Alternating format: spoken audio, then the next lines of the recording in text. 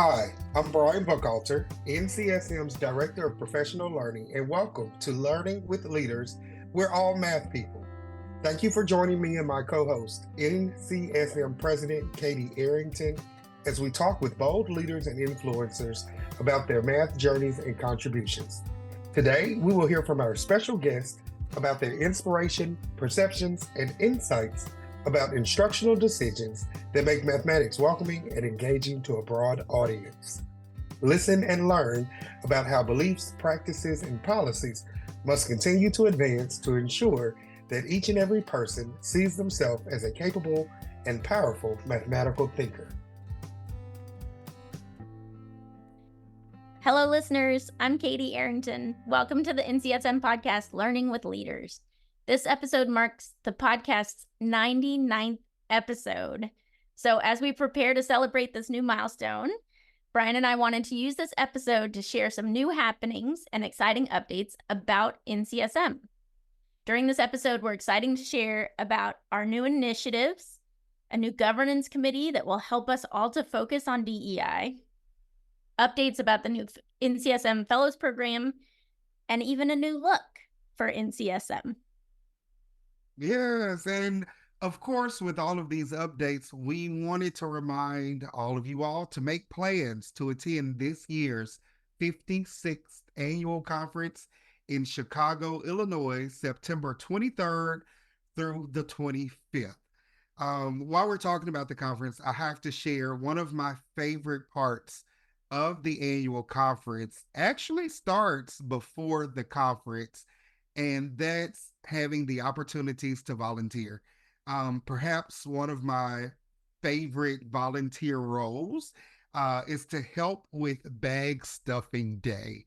Now, you may be thinking, what is Bag Stuffing Day? So, in the words of Sophia from Golden Girls, picture it. A room full of people having fun to good grooves and good vibes, all while paying it forward to help prepare the registration bags for the rest of our friends and colleagues for the conference. It's just such a fun moment where we get together and we get to help prepare the materials. But more than anything, I know, Katey, I think you'll agree with me, it's really a time to bond with each other, and to see each other, some of us for the first time since last year, and just to serve our organization in that role. So we love having new volunteers as well as seeing some familiar faces in that moment in bag stuffing before the conference actually starts. If bag stuffing isn't your thing, you can also volunteer in other areas such as registration or guiding traffic in the hallways. Trust me, if you are willing to volunteer, we will find something for you to do, for you to help with. We appreciate all of the volunteers who give of their time to make this conference happen. So if you're interested in volunteering at this year's annual conference, please go to our conference page, click on registration, and scroll to the bottom where you'll find a link, or check out the NCSM Facebook and Instagram pages where you can find more information and the volunteer form there as well. I'd tell you, so I second the bag stuffing. I know we'd throw a great reception at NCSM, but the biggest part is bag stuffing. It's so much fun. If you're around on Sunday, come hang out and help us fill those bags for all of our wonderful attendees. But I also have to tell you a quick story. We used to have a bookstore. We don't have a whole bookstore anymore. But I volunteered in the bookstore before I was on the board. And I volunteered with this other math leader who was so wonderful. And it was great to meet her and get to talk to her. But she was just so thrilled because she had met like 3 of her math education celebrity crushes working at the bookstore. And she was like, I'm going to tell everyone I know to come work at the bookstore. So you'll get to meet great people. It's a great way to kind of network and just feel a part of our community as well as giving back. And we appreciate everyone who volunteers. Absolutely. So hats off again to all of our volunteers. We thank you so much for your service and for making this conference happen. So, all right, Katey, at the top of our episode, you mentioned there are some new initiatives in NCSM. So if you don't mind taking a minute, we would love to hear about them. I would love to tell you about it, Brian, and tell everybody out there. So part of this is we just want to share how NCSM works. Our members are all leaders, and that's a really special thing about our organization. And we encourage everybody to get more involved, to come help us. We have lots of different volunteer opportunities from small to big and everything in between. So part of this episode is really sending an invitation to those of you who are out there listening to think about how you might want to get involved, and just to know a little bit more about the structure of NCSM and how the organization works. And hopefully you might be interested in getting a little more involved now or later. Yes. So NCSM has a board of directors, and our board is big. Huge. It's huge compared to most organizations. And that's because we include our elected members, like our regional directors and our vice presidents and presidents. That's what typically makes up a board, but we have a lot of stuff going on at NCSM. And so we need a lot of people who are going to spend a good part of their time volunteering towards leading some sort of work for NCSM. So we have 34 people, I think is the number on our board. If you've been on the board for other organizations, you're probably thinking, holy moly. But we appreciate having lots of different perspectives, and bringing lots of different folks in to really help us run this organization efficiently and effectively for the many leaders who are out there. So in our structure, we have kind of two types of teams of folks working on the board, and every board member works on one governance committee and one initiative team. So our governance teams are really those ongoing pieces of work that we need in our organization to do our work well. Initiatives help us to focus on what's important right now. It may be different from what we did last year. It may not stick around till next year, but right now it feels like an important piece of our work because of the context in the moment. We find out what our initiatives should be by talking to our members, by doing membership surveys and really finding out what's important to them. So our membership survey really helps us to focus on what these initiatives are. So our three initiatives, the first one is around professional learning and resource development. And a big job that this team has in the next year and a half is to develop a learning management system, make it accessible to our members, and fill it with all kinds of things that you guys are asking for. So we might have the key speakers from conferences, or we might have online virtual sessions that you can do on your time when it's convenient for you to learn and grow. You might be able to do it with a partner. So this learning management system, I think, is going to be a great asset for our members. We're also going to be working on some high quality instructional materials, adoption, selection process kinds of supports for leaders, because we know that's a big thing that you guys are dealing with. But we want to build it into also supporting you in implementation of those high quality instructional materials. As leaders, we know that's a huge job to think about how to do that. And so we want to provide some support for you. Another example of things that we've heard from our membership that people want guidance on is artificial intelligence, AI, the big keyword right now. So we're putting together a subgroup of this professional learning and resource development group that's going to work on some guidance specifically for math ed leaders around artificial intelligence and how we can and should be using it, and maybe what's not advisable. So those are all things that came from our membership, and we're really excited to provide some of those things for you guys and work on that for the next couple of years. Our second initiative is called Creating Connections, and it's really about connecting with other organizations whose members have influence on what happens in math education, but maybe they aren't math leaders, right? Maybe they don't see themselves as math leaders. Think about your principals, your superintendents, your school boards, all of those folks. We also may want to connect better with groups we're already connected with, but haven't had a direct connection with, like Todos and BBA, who are great partners, and we have aligned missions, but we haven't worked to think about how we support each other and amplify each other's messages in specific ways. So building those connections, that's our second initiative. And our third initiative, our board feels like it's time to really get serious about finding out how well we're doing in our work. We know we can always get better.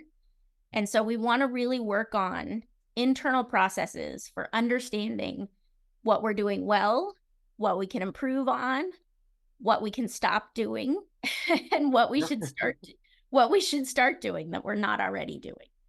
So this continuous improvement initiative is really about looking internally and thinking about how do we know what's serving our members well and what's not, and putting more processes in place to find out so that we can make better decisions. Now, what you didn't hear in that list of initiatives is anything specifically about equity, diversity, inclusion, social justice, but that does not mean it's not here. So this year, we've actually added another governance committee. Remember, we talked about governance committees are ongoing, always a part of the work, foundational, really make sure that we're doing the work the way we should. So we created a new governance committee about diversity, equity, and inclusion.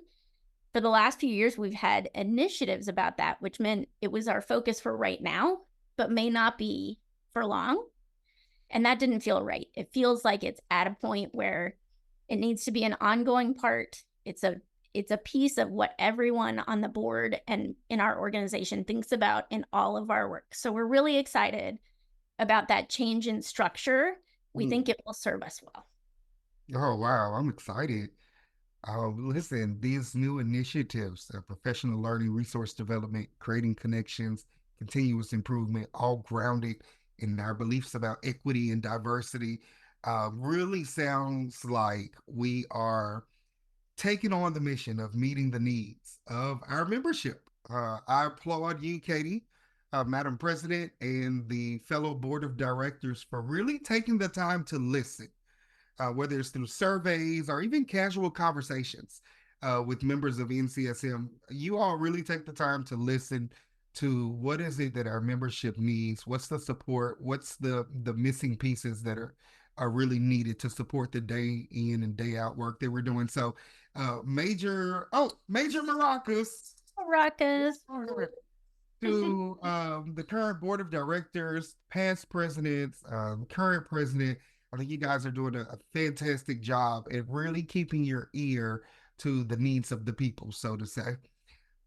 With that in mind, I want to rewind just a little bit, if you don't mind, Katey, me jumping in here.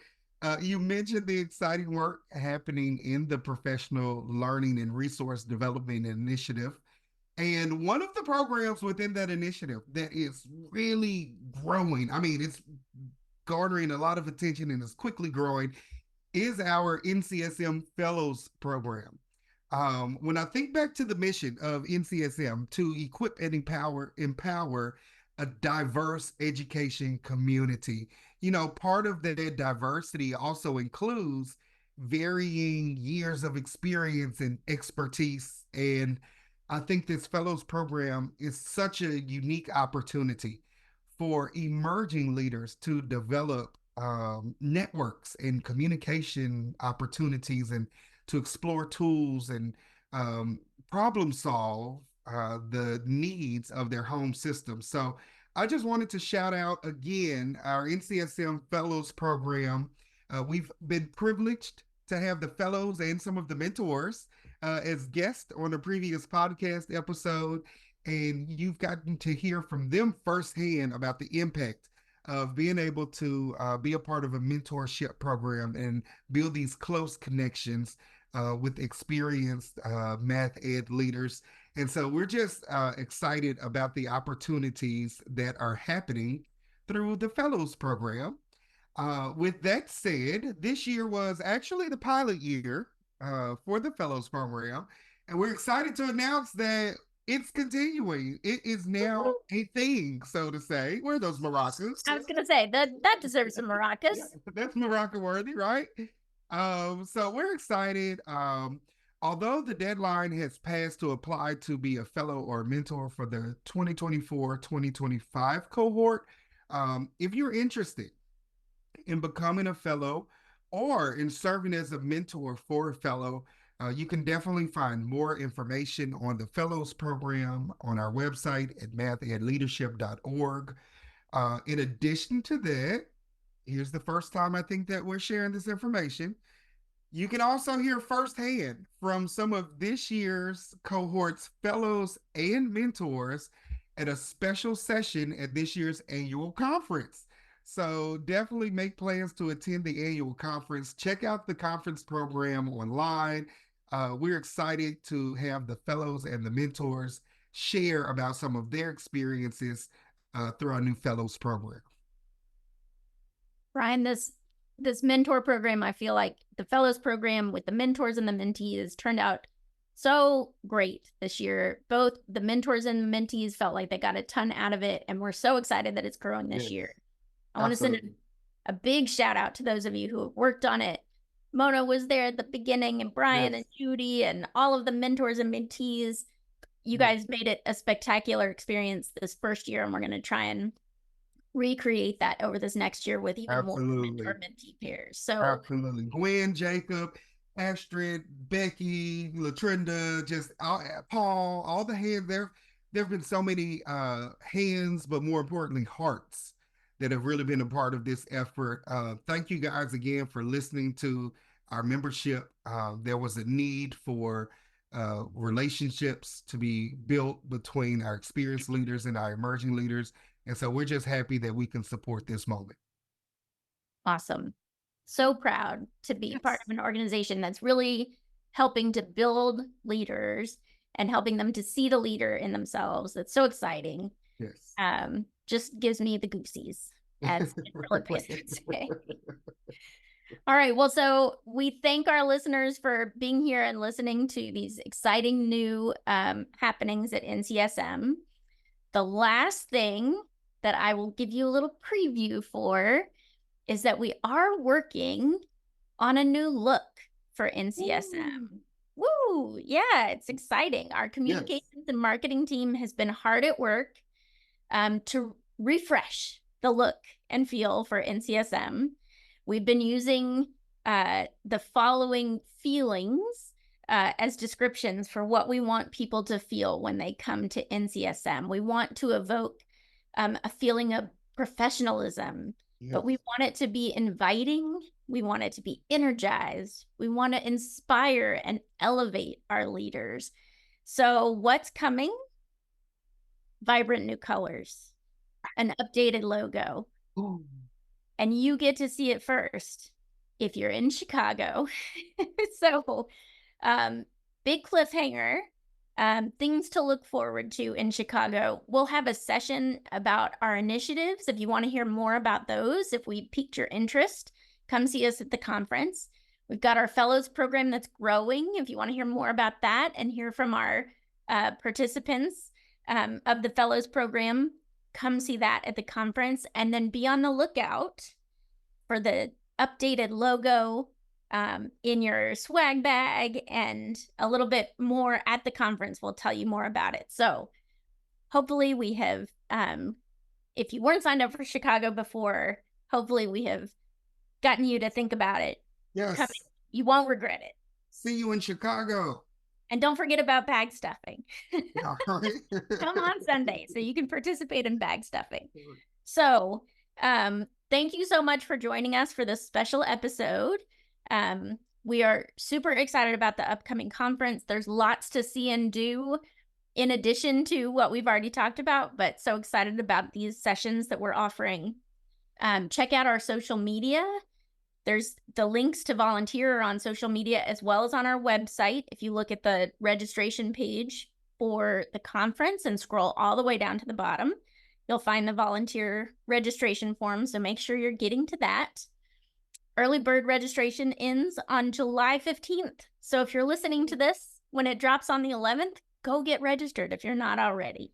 Yes. Thanks you guys so much for being here. We hope to see you in Chicago. See you next time. We hope that you have been inspired by this bold mathematics leadership conversation and will tune into our podcast series each month. If you enjoyed this episode, please share it with others, post about it on social media, or leave a rating and review. You can learn more about NCSM, leadership in mathematics education, and our upcoming professional learning events on the NCSM website, mathedleadership.org. You can also follow NCSM on Twitter at mathedleaders and using the hashtag NCSMBold. Until next time.